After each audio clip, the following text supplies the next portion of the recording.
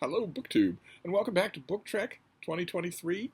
This is the third year of a BookTube event created by Vin at Revenant Reads, which is dedicated to reading Star Trek fiction, the endless ocean of Star Trek fiction, the endless variation. I've been reading Star Trek fiction from the beginning. I was reading Star Trek fiction before there were books, and so I embrace Book Trek. I didn't embrace it for a few days there because I was buried in other work, but I'm back now to finish out the month with Book Trek videos. And the Star Trek book that I read last night was a bit of a surprise on a number of different fronts. I mentioned the infinite variety of Star Trek fiction, but of course that's not true. We saw earlier the Strange New Worlds anthology series, where fans could write in stories, and they would end up, the ones that were picked would end up in a book. And we looked a little at the rules. And one of the rules for your entry to Strange New Worlds was that your story couldn't be just generally set in the Star Trek universe. It had to also name check or involve at least some canonical Star Trek character. You couldn't just have life on a Federation outpost, unless your Federation outpost is attacked by Q or needs rescuing by the USS Enterprise. You couldn't just have it on its own, the drama of that outpost. You can do that in fan fiction, but you can't do that in stuff for publication. And if you think about it, although it's never explicitly stated to us, I'm sure that it is stated to the authors, that rule also applies to Star Trek fiction, mostly. Mostly, you can't just go off on a wild hare about something Star Trek related without involving characters that your readers will know. So the book that I read last night was a little bit of a surprise because it does largely flout that rule. It's by Keith DeCandido, who's a name that I like. When I saw the name and when I started reading right away, I was trying to remember why I liked him, what I've read that I liked. That becomes clear in the course of the book. This is Star Trek IKS Gorkon, Book 1, A Good Day to Die, with a bad, ugly Photoshop cover that can't even get the structural integrity of the ship correctly. And you might be saying, USS Gorkon? No, IKS Gorkon. This is Keith Candido's first book in a series of adventures of a Klingon starship. And there aren't any humans on board, and we don't meet any of our cast members except in the very beginning, where Captain Clag is the commander of the IKS Gorkon, and he is on Kronos to be awarded some meritorious mention by Chancellor Martok. And there's a large group of Klingons there. They are roistering and drinking and fighting, and it's the perfect opening. It's the perfect setting for an info dump, several info dumps. So in that way, I can't fault DeCandido, and Martok, who's a character from Deep Space Nine, does appear, and so does Worf. But then, once that chapter's over, we're off to the races. We're Captain Clog and his crew, and we meet some of those crew. We meet his doctor. An attempt is made to flesh out the personality of his chief bridge officer and also his engineer, or Clog himself, who lost an arm in battle during the Dominion War, which we've mentioned on Book Trek many, many times. Lost an arm in battle and had his father's arm, his dead father's arm, grafted into that place. So he has two arms, but one of them he wasn't born with. Anyway, we'll get to the problems with the book. He and his crew are given a mission of just, go out and go exploring. Okay, well, we'll get to that problem as well. they get to a planet and meet an alien race called the Children of Santara. These big sort of Bigfoot type aliens who have a violent, warlike culture, very similar to the Klingons. They also have a weird world. Their world has weird physical features. It's loaded with valuable mining potentialities that the Children of Santara barely exploit. But it also, in connection with the valuable geological, mineral qualities of the planet, there's also an atmospheric sort of scattering effect that neutralizes a lot of advanced technology, a lot of particle beam technology.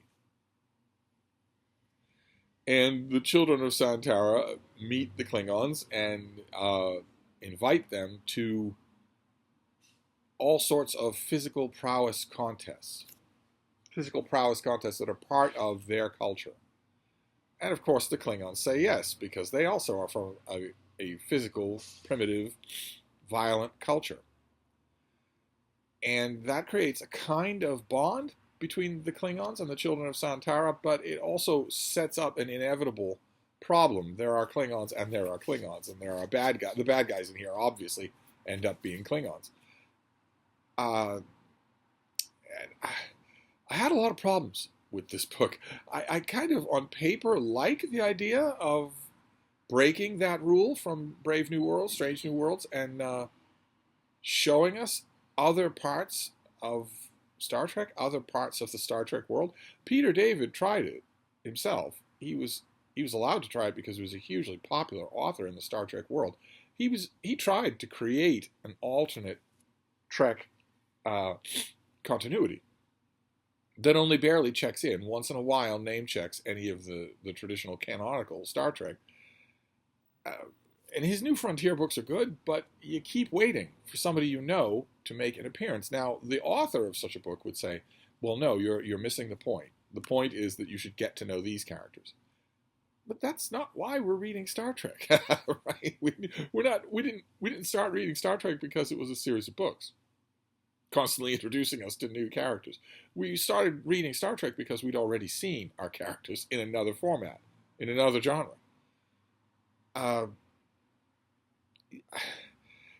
The thing that supports this kind of an approach, I think, the thing that supports an extra-canonical approach, I think there's only one thing that can do it, is to have an extended universe.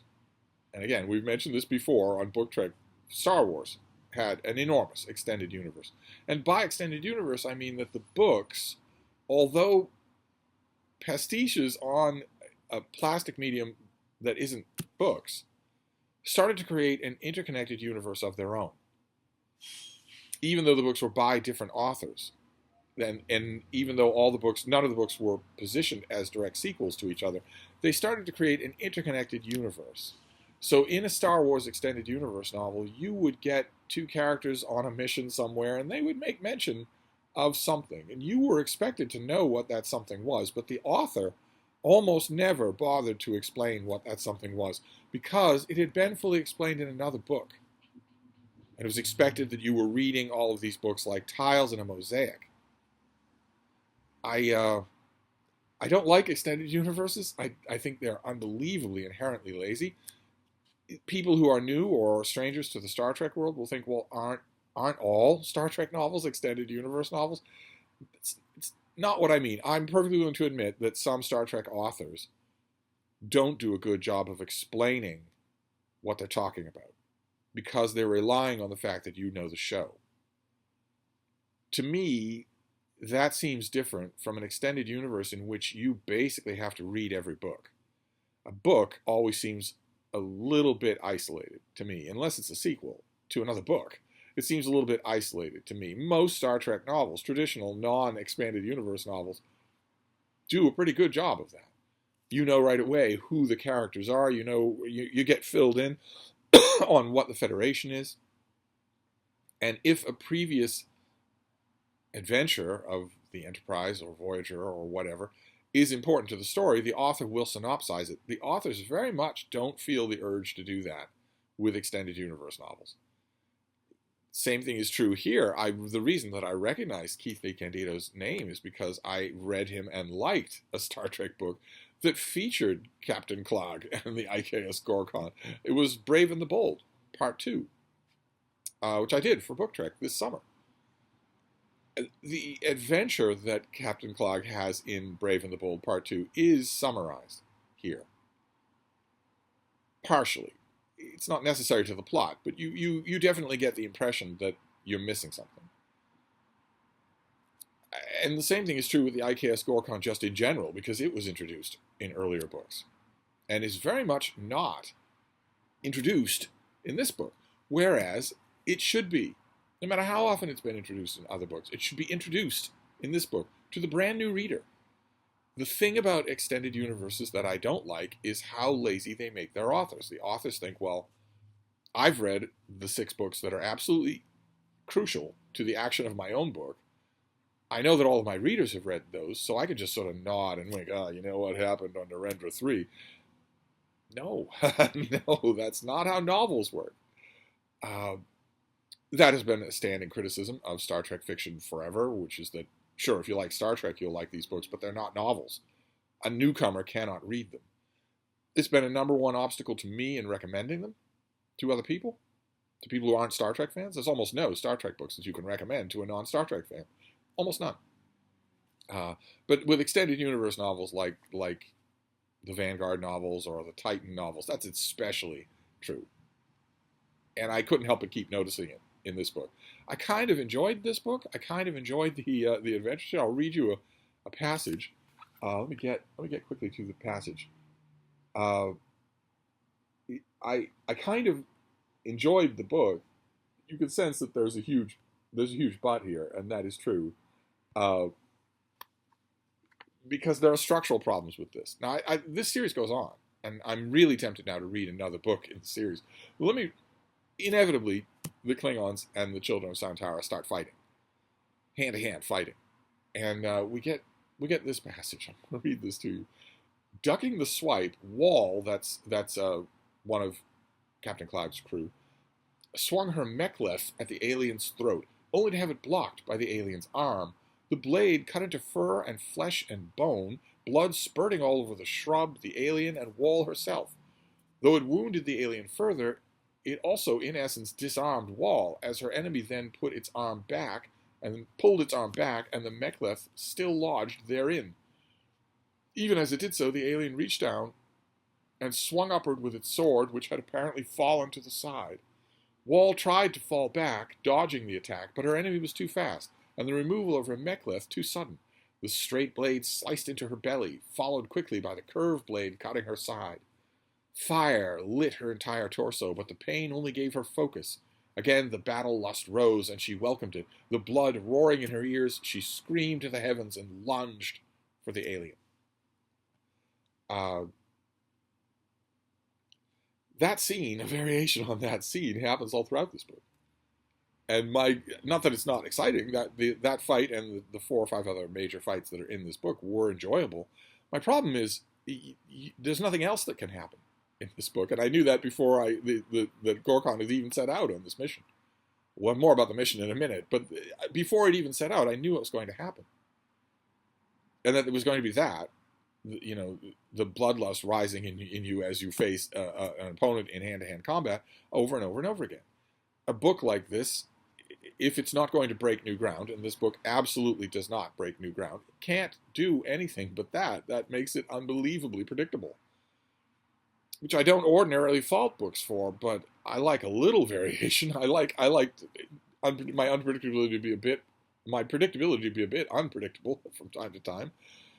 But no, not in here. Hence the MacGuffin of having the planet scatter particle beam stuff like weapons, like disruptors, Klingon disruptors. So let's put all the pieces in place so that you can't do anything but fight in hand-to-hand combat. This raised a whole bunch of problems for me, of course, because the children, if you're going to do that, the opponents have to be beatable. What happens if the IKS Gorkon encounters a planet full of silicon-based life forms? They still scatter energy weapons, but there's no way you can beat them in physical combat. They're rocks. Well, that, of course, isn't going to happen, at least in this book. Maybe some other books in the series surprise me, but in this book, no. And also, in terms of the IKS Gorkon's mission, they are sent out to find these other planets, but not... There's no prime directive. The Klingons don't have any prime directive, and there's certainly no law against brigandry. The Klingons are out for themselves. They're out to find materiel for the Empire. The IKS Gorkon is not going to the world of the children of Santara in order to duke it out in order to have some refreshing fisticuffs. They're going to strip mine the aforementioned mineral wealth. Whether the children of Santara want them to or not, whether the children of Santara would eventually make use of that mineral wealth or not, they're just going to steal, basically, to exploit the whole planet from stem to stern. I was thinking about that. I was thinking, yeah, okay, I understand. Your readers are going to get off on that because it's such a Klingon way to do things, right? It's the old empire. It's why the Federation fought the Klingons in the first place. But this takes place 100 years after the Khitomer Accords.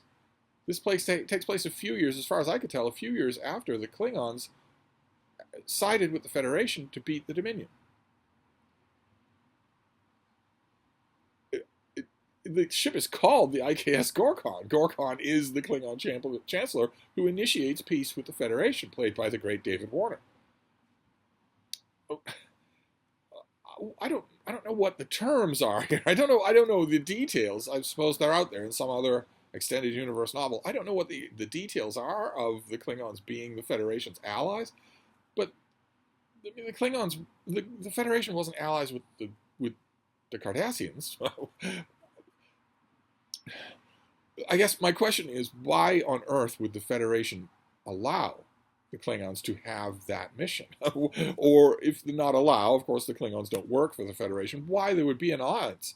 Why would, if you're, the idea that you would make an alliance with the Klingon Empire seems to imply to me that it wouldn't be the old Klingon Empire just bloodthirstily subjugating other worlds. So are we dealing with a different Klingon Empire here? In this book, it certainly doesn't seem so, which leaves only the alternative that we're dealing with a different Federation, which isn't even fainted at in this book. I don't even want to know. A part of me doesn't even want to know. Is the post-Dominion War Federation okay with this? And that was one element here that just isn't brought up. It just isn't explained at all. And the other element, DeCandido feints, he hints at it from time to time, but there's another element of this that I have always wanted to see. We get it in one episode of Deep Space Nine, and virtually never anywhere else. We get it in a little bit of a few of the books hinted at, and a lot of the fan fiction, which is the aspects of the Klingon society that are not two-fisted, raise your Backleth martial. There have to be those aspects. There have to be Klingon engineers. There have to be Klingon doctors. We know for sure, over and over again, we're told that there are Klingon temples that have Klingon monks. Not everybody in the entire Klingon Empire can fetishize violence over everything else. You can't get research done if you do that. You can't build and maintain warp engines if you do that. What about a Klingon long-range sensor specialist? Is that person going to be decapitating people on the holodeck in his spare time? There exists the possibility we meet a Klingon who is a lawyer. He's an advocate in one episode of the traditional Star Trek, and maybe there's a feint here and there that you don't expect that Klingon would be any good at fighting. For instance, this seems like the perfect place to explore that. The IKS Gorkon has got to have a large number of such Klingons who don't fight, who don't train, who don't care about fighting. There's got to be that, and there isn't. There isn't in this book. The engineer, the doctor, these are perfect candidates, and I guess the fan reaction that DeCandido is going for here is just smiling happily because Klingons will be Klingons, but they wouldn't be, and you don't get that here. And that's the thing I don't know. Both of those things. The mission, this Klingons just conquering other worlds, stripping them of their resources, without any resistance from the Federation, and also Klingons all being the same, Klingons all being Martok. Maybe those two elements get addressed later in this series. Maybe I should just read the next one in the series. This one raised more questions than it answered and just left me completely unsatisfied. Aside from Clag, there isn't any real character work being done here. And even Clag's character is not all that well fleshed out. The most we learn about, the thing we learn that we hear more often than anything else in the book is about his arm, for Pete's sake. And even that is not... even that is not really explained. It's not really explained. I mean, we know in the 24th century that Klingons accept medical help. Martok is stitched up by a Dr. Bashir many times. And yes, Martok tells Bashir that he will not have an eye regrown to replace the eye that he lost. He will not have a cloned eye put in his head. He wants to wear his battle scar from fighting the Jem'Hadar proudly. But Martok says that because it's a battle scar about fighting the Jem'Hadar, whereas Captain Clag, one of the first things we learn about how he lost his arm is that it was not in honorable combat. It was in a crash. And he mentions himself that it's a dishonorable way to lose an arm. So what is the freight involved in getting a regrown arm? And also, the Klingons in this book talk about how if he were to get an arm replaced, it would be with a mechanical arm. That he would be a Borg. They actually say, oh, don't you want to be a Borg like half the Federation is? And he says, no, I don't want that. This isn't that. This is an organic thing. It's not. This was not grown in a vat like the Jem'Hadar are in the Vorta's vats. This was somebody else's arm, and it's in my family. That opens up a whole can of worms or gawk that is never explained in this book. And it can't be true. That's one of the only things, aside from the mission, this bloodthirsty mission, it's one of the only things that can't be true in this book. It simply can't be. We know already that regenerative, basically cloned technology, biomedical technology, is accepted all throughout the Alpha Quadrant. I mean, yes, there are exceptions. There's a commander in Star Trek: The Brave New World who does not get his arm replaced. He does not have an arm regrown. But we know the technology exists. So for the Klingons to say that if the Federation is going to replace your arm, they'll replace it with something mechanical, can't be true. Jean-Luc Picard loses whole organs from his body when he's assimilated by the Borg. Those organs are grown back. He doesn't have Borg replacement pieces in him from now on. So that was 100 years before this, or 50 years before this. So that technology exists, and in the Federation. So why the Klingons here in this book would think that if you lose a limb in the Federation, they replace it with something mechanical, I don't know. And I don't know why Clag wouldn't just have his own arm regrown. I don't know why honor would attach to that in any way. That was a little bit odd. One of the smaller odd things. This was generally a sloppy, unsatisfying read. I don't know if it would get more thought out in the next book. The problem I have with the next book in the IKS Gorkon series is who knows how many extended universe books come between this one and that one in other books, in other series by different authors. Who knows whether or not that's true? I guess I can find out, right? Book Trek still has a week left in it, so I could find out. But this was my read for last night. A novel about Klingons doing Klingon things without needing the crutch of the series. You'd think I would love that. But no, no. So a little bit of a disappointing outing for Book Trek this time around, but there's always tomorrow. So I will wrap this up for now, and I will see you then. Thank you, BookTube.